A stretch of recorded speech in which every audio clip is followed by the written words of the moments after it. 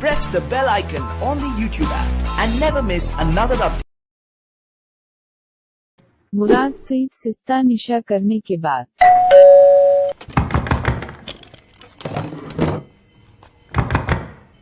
कौन है? मैं आपसे दिल की बातें करूंगा।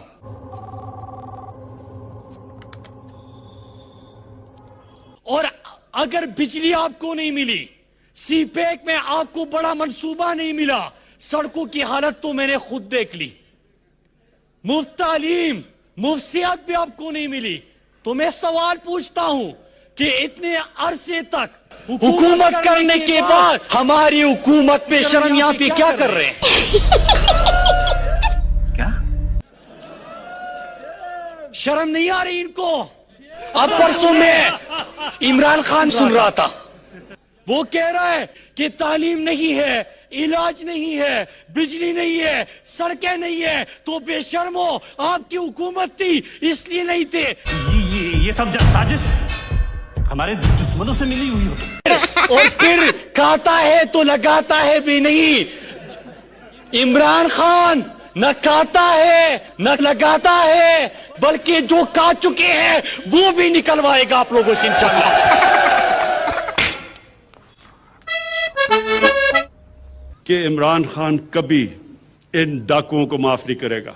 एक गरीब बंदे का एहसास इस शख्स को क्या होगा जो यहाँ पे आके तकरीरें झाड़ रहे हैं। गरीब और गुर्बत से इनका ताल्लुक इतना है जितना किलो का अंडों से है और दर्जन का आलू से है।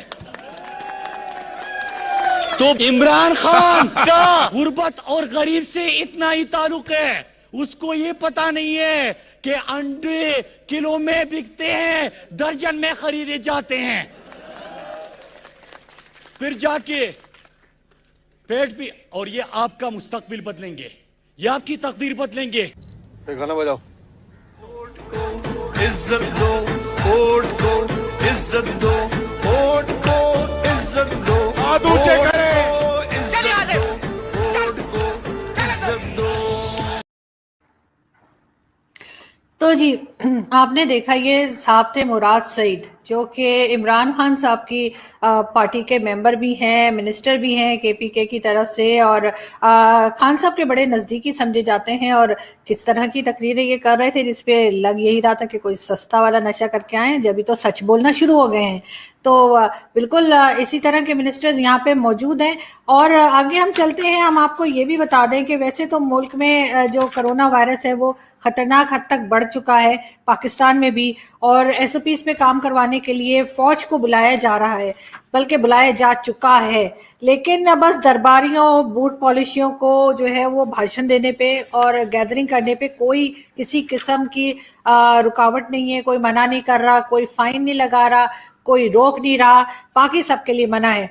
पिछले 70-72 साल से, बल्कि 73 साल से पब्लिक को जो है वो जंगी तरानों के ऊपर लगा के रखा हुआ है, और खुद जो है ये लोग कौमी खजाने के ऊपर हाथ साफ कर रहे हैं। अभी हम किसकी बात कर रहे हैं? बिल्कुल यहाँ हम गवर्नमेंट की बात भी कर रहे हैं, और ये हम उनकी बात भी कर रहे हैं जिनका नाम लेने की इजाजत नहीं है।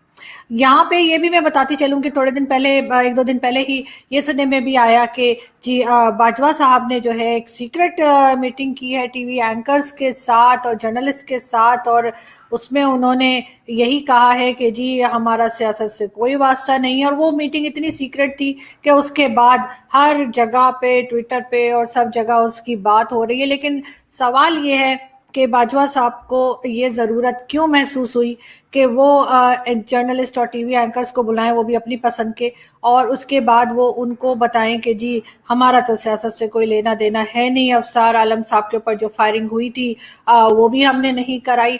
तो ये अपनी सफाइयाँ देने की ज़रूरत क्यों महसूस हुई है, ये बात ज़रूर सोचने की है। अभी हम आपको आगे एक, हमें हर वक्त लोग लिखते रहते हैं जी मौलाना साहब की भी कोई वीडियो दिखाएं, तो फिर देखिए। Hey, y'all, come look at this. तो हम दोनों गोया निकलना चाहते हैं सर, तो एक इस्लामी भाई इनकी तरफ पीठ करके खड़ा हो जाए।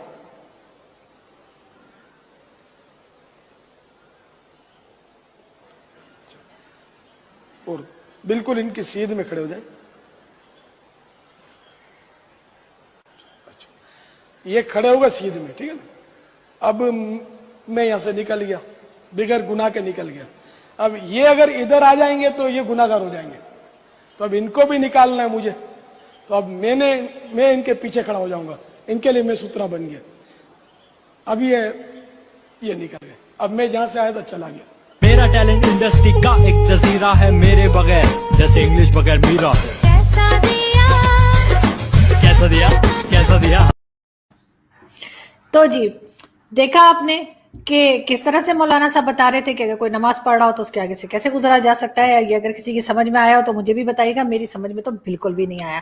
लेकिन खैर बहुत से लोग जो है वो हमें लिखते रहते हैं कि जी क्लिप्स डालें अपनी वीडियो में ये वो, तो बिल्कुल उनके लिए ही हम ये क्लिप ढूंढ के लाते हैं और लगाते हैं। और वैसे भी मुझे तो सीरियस वीडियो बनानी आती नहीं है, मैं तो सीरियस वीडियो सिर्फ उसी वक्त बनाती हूँ जब हमारे साथ कोई पैनलिस्ट होते हैं और वो बात कर रहे होते हैं और मुझे सिर्फ सवाल करना होता है। बाकी तो हमें सीरियस बातें करनी आती नहीं है। हम अपने बहुत ही सीरियस इश्यूज को भी लाइटर नोट में करके और निकल जाते हैं। हमें तो उस तरह से बात करना आता नहीं कि हम यूं बैठे। हमारे बहुत से दोस्त हैं जो वीडियोस बनाते हैं और उनकी वीडियोस में बड़ी इंप्रेस होती हूँ, वहां से भी मैं बहुत कुछ सीखने की कोशिश करती हूँ, जिसमें वो कहते हैं कि जी पाकिस्तान के लोगों को समझना होगा कि उनके मिनिस्टर्स क्या कर रहे हैं, उनके पॉलिटिशियंस एस्टैब्लिशमेंट क्या कर रही है, उन सब के पास 2-2 पासपोर्ट हैं और उनकी बाहर दूसरी मुल्कों में जो है वो उनकी प्रॉपर्टीज हैं। ये सब लोग जो हैं यहाँ से सब कुछ लोन्स ले लेके बाकी दुनिया से, और फिर ये लोग निकल के भाग जाएंगे और पाकिस्तान की पब्लिक जो है वो मटर छिलती रह जाएगी। नहीं सॉरी, मटर छिलती रह जाएगी उन्होंने नहीं बोला था, ये मैं बोल रही हूँ। तो उस तरह से तो वीडियो हमें बनानी आती नहीं है। हम कोशिश करते हैं कि हमारी वीडियो बहुत सीरियस होके बैठे। आज तो मैंने पकौड़े भी ना खाने का फैसला किया है। मैंने सोचा आज से मैं पकौड़े नहीं खाऊंगी ताकि मेरी वीडियो जो है ना बहुत सीरियस होके मैं बनाऊं और लोगों को ये ना लगे कि हम हंस रहे किसी के। नहीं, हम किसी का मजाक नहीं उड़ा रहे जी, ऐसी कोई भी बात नहीं। वैसे तो खैर हंसना अच्छी बात है और अगर आप लोगों को हंसी आती है तो बहुत अच्छी बात है। इससे सुना है मैंने कि ब्लड बढ़ता है और उसके बाद जाके आप लोग डोनेट भी कर सकते हैं अगर आप लोग चाहें तो। और बहुत से लोग जो है वो मुझे ये भी कहते हैं कि जी आपको तो किसी फिल्म में जो है वो काम कर लेना चाहिए। खैर वो भी एक स्टोरी, वो भी मैं आपको भी बताऊंगी। लेकिन उससे पहले देखिए कि जी पाकिस्तान में कितना सीरियसली हम लोग जो है वो कोविड को ले रहे हैं कि हमने अब हर किसी को मास्क पहना दिया, चाहे वो कोई भी हो या हमारे किसी मिनिस्टर की पिक्चर है। नहीं, मिनिस्टर की पिक्चर नहीं है, अच्छा ओ सॉरी, ये किसी मिनिस्टर की पिक्चर नहीं है, ये वैसे ही पता नहीं किसी की ऐसी पिक्चर है।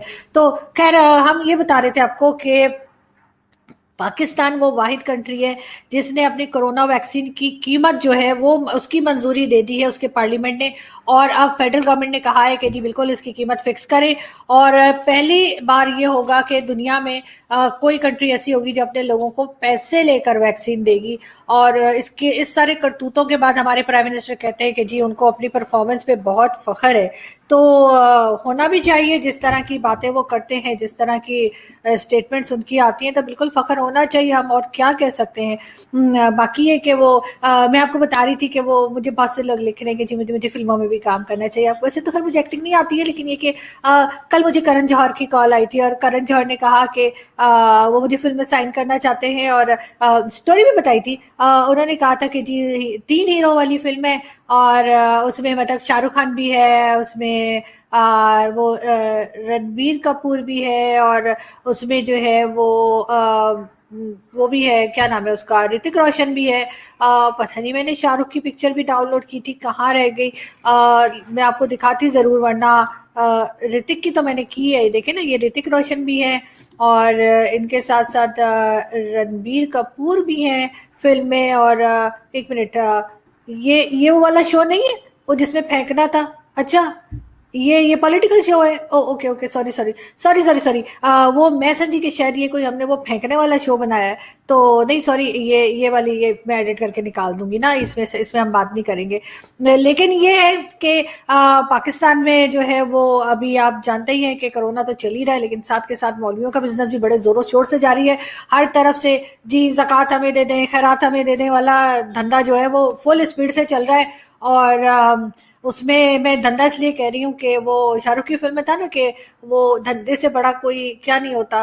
यार वो क्या डायलॉग था ना शाहरुख खान का कि वो मेरी अम्मी कहती है कि काम से बड़ा कोई धंधा नहीं होता, मुझे ठीक से याद नहीं आ रहा, खैर एनीवे। तो क्योंकि यहाँ पे मजहब बेचना भी जो है वो एक तरह का जिसे कहते हैं ना कि बिजनेस बन चुका है, और हर कोई जो है, अभी तो इमरान खान साहब के हॉस्पिटल का भी धड़ाधड़ टीवी पे कमर्शियल चल रहा है जिसमें वो बार बार कह रहे हैं कि जी अपनी ज़कात और डोनेशन हमें दे दें। फिर मुख्तलिफ किस्म के हर तरफ से जो है वो टीवी कमर्शियल्स भी आ रहे हैं, और आप अगर घर से बाहर निकलते हैं तो वहाँ भी जगह जगह पोस्टर लगे हुए हैं मौलवियों के, और वो यही कह रहे हैं कि जी आप ज़कात और खैरात और फितराना और ये वो पता नहीं क्या क्या वो सब हमें दे दें। तो वो एक तरह से मांगने की आदत सी पड़ गई है पूरी कौम को, वरना होना ये चाहिए कि जिसको जहां देना है वो अपनी मर्जी से दे। बार बार कह के क्यों लेते हैं, ये चीज थोड़ी सी सोचनी पड़ेगी। थोड़ा सा आगे बढ़ना है पाकिस्तान को तो इसके ऊपर काम करना पड़ेगा। अभी जैसे हमने देखा कि सऊदी अरब ने अपने जो टेक्स्ट बुक्स हैं उसके अंदर उन्होंने अब दूसरे रिलीजन के बारे में भी पढ़ाना शुरू कर दिया है, जो कि एक बहुत अच्छी बात है। और अगर सऊदी अरब ऐसा कर रहा है तो पाकिस्तान उसमें पीछे क्यों है, ये बात बहुत सोचने की है, हमारे टीचर्स के लिए भी, हमारे स्टूडेंट्स के लिए भी। और बिल्कुल होना चाहिए यहाँ पे पाकिस्तान में हिंदू मजहब भी पढ़ाना चाहिए, क्रिश्चियनिटी के बारे में भी पढ़ाना चाहिए, और जो दूसरे रिलीजन्स हैं उनकी बुक्स भी होनी चाहिए, चाहे वो सिख हो, पारसी हो या कुछ भी। हमें ये सब चीजें अपने बच्चों को पढ़ानी चाहिए, और ना सिर्फ ये कि उस मजहब से जो बच्चे हैं उनको, बल्कि उनके साथ साथ जो मुस्लिम बच्चे पढ़ते हैं उनको भी हर मजहब को पढ़ना चाहिए। और जो लोग बहुत ज़्यादा इंटरनेट इस्तेमाल करते हैं, गूगल करते हैं और सारे वक्त लैपटॉप पे रहते हैं, उनको भी चाहिए कि एटलीस्ट दुनिया के टॉप 12 रिलीजन्स को पढ़ें, समझें, ताकि आप हर रिलीजन की रिस्पेक्ट कर सकें। और कोई रिलीजन भी जो है वो कोई बुरी बात नहीं सिखाता, हर रिलीजन मिलजुल कर ही रहने की बात करता है। तो ये चीज़ बहुत ज़्यादा पाकिस्तानियों को समझने की ज़रूरत है, क्योंकि हम तो इस्लाम के ठेकेदार बने हुए हैं और बाकी इस्लामिक कंट्रीज़ हमें घास नहीं डालती। वैसे तो हम घास खाते भी नहीं हैं, लेकिन फिर भी डाल तो देनी चाहिए। खैर अब हम चलते हैं यहाँ से, और आपसे मुलाकात होगी कल दूसरी वीडियो में। और उससे पहले अगर कोई डिबेट हमारी हुई तो वो तो आपको आज शाम में मिल ही जाएगी, लेकिन जो सोलो वीडियो है वो उसके लिए कल तक के लिए इजाज़त दीजिए। अपना बहुत सारा ख्याल रखिएगा। Thank you so much. करता हूँ वीडियो आपको काफ़ी पसंद आई होगी। हमारे साथ जुड़ने के लिए चैनल को सब्सक्राइब कर दें एंड बेल का बटन जरूर प्रेस कर दें, ताकि आपको ऐसी मज़ेदार और इन्फॉर्मेटिव वीडियोस का अपडेट मिलता रहे। जय हिंद, जय भारत।